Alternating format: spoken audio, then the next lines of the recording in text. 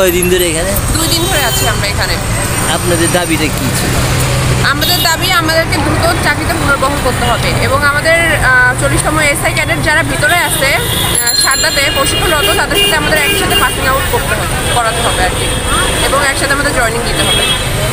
আমাদের কোনো সংবাদ বা কোনো খবর দেওয়া হয় নাই, কিন্তু আমরা একটু আগে যমুনা টিভির একটা লাইভ থেকে দেখলাম যে স্বরাষ্ট্র উপদেষ্টা স্যার বলছেন যে আমরা নাকি আইজিপি বরাবর বা ঊর্ধ্বতন কর্তৃপক্ষ বরাবর কোনো প্রকার অ্যাপ্লিকেশন না দিয়ে এখানে বসছি। আসলে আমরা সব জায়গায় অ্যাপ্লিকেশন দিয়েছি। আমি স্যারের দৃষ্টি আকর্ষণ করছি যাতে আমাদের সাথে সুষ্ঠু বিচারটা হয় এবং আমাদের দ্রুত আমরা ন্যায় বিচারটা পাই, দ্রুত আমাদের চাকরিতে পুনর্বহাল করা হয়। এটা প্রিন্সিপাল আইজিপি স্যার বরাবর একটা, আর এটা হচ্ছে স্বরাষ্ট্র উপদেষ্টা স্যার বরাবর একটা। তারিখটা উল্লেখ করে দাও, কত তারিখে দেওয়া গেছি আইজিপি স্যারের কাছে এবং 30 তারিখে স্বরাষ্ট্র উপদেষ্টা স্যারের কাছে স্মারকলিপি পেশ করেছি।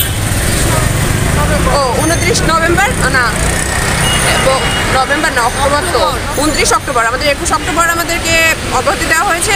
29 অক্টোবর আমরা আইজিপি স্যার বরাবর আবেদন দিয়েছি এবং 30 তারিখে আমরা স্বরাষ্ট্র উপদেষ্টা স্যার বরাবর আবেদন দিয়েছি, স্মারকলিপি প্রেরণ করেছি। এই যে আমাদের কাছে রিসিভ কপি।